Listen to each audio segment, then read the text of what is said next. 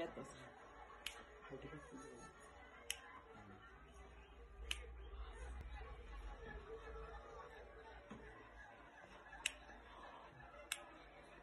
Raspado.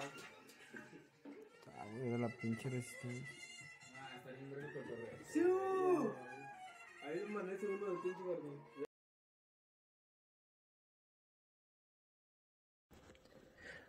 Un rectificador de onda completa es un circuito empleado para convertir una señal de corriente alterna de entrada en una señal de corriente pulsante de salida. A diferencia del rectificador de media onda, en este caso la parte negativa de la señal se convierte en positiva, o bien la parte positiva de la señal se convertirá en negativa según se necesite una señal positiva o negativa de corriente continua.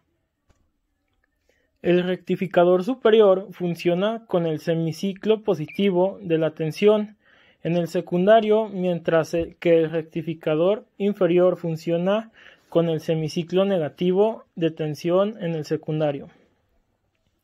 Es decir, que el diodo 1 conduce durante el semiciclo positivo y el diodo 2 conduce durante el semiciclo negativo. Así pues, la corriente en la carga rectificada circula durante los dos semiciclos.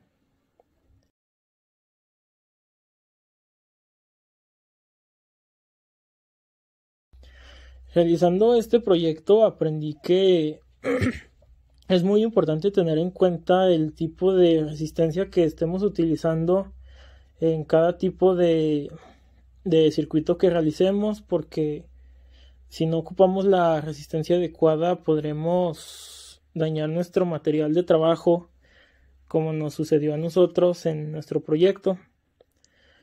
También aprendí a cómo funcionan los ciclos en este circuito, generando las ondas completas.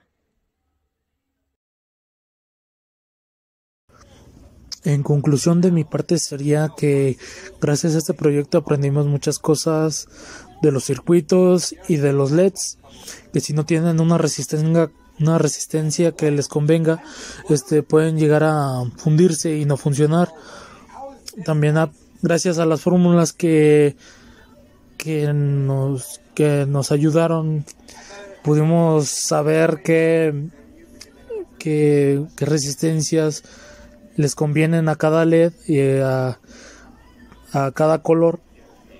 También aprendimos sobre cómo hacer un circuito usando ya lo que viene siendo un diodo, los LEDs, un foco, el apagador, que esté conectado a la corriente directa y que funcionara. Al final sí pudimos hacerlo bien, pero al principio sí nos dificultó un poco hacer el circuito, pero ya al final ya supimos que era por culpa de la resistencia y también del ¿cómo se dice? Del cable que iba conectado a la luz.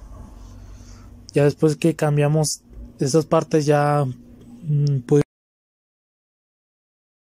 Mi nombre es Oscar Leonardo y mi conclusión es en el proyecto de LED de que pues sí he aprendido mucho sobre los circuitos, de cómo hacer que prenda un simple LED y me da una magnitud de cuánto pues sí, de cuánto trabajo se tiene que hacer detrás para que una persona tenga un foco LED o tenga sus tiras de LED en casa, para que él nada más conecte y al enchufe y pueda prender sus luces. Entonces me dio una idea de que no es fácil que un LED prenda y que todo lleva un trabajo,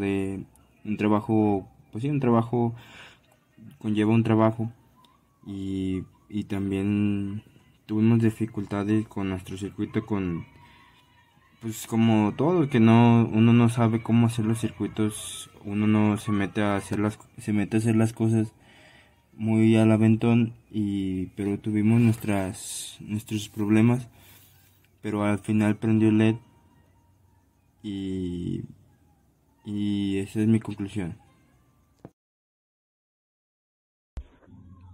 Como conclusión personal, me pareció un proyecto muy interesante y sobre todo aprendí mucho sobre la práctica y me gustaría hacer muchas más como esas.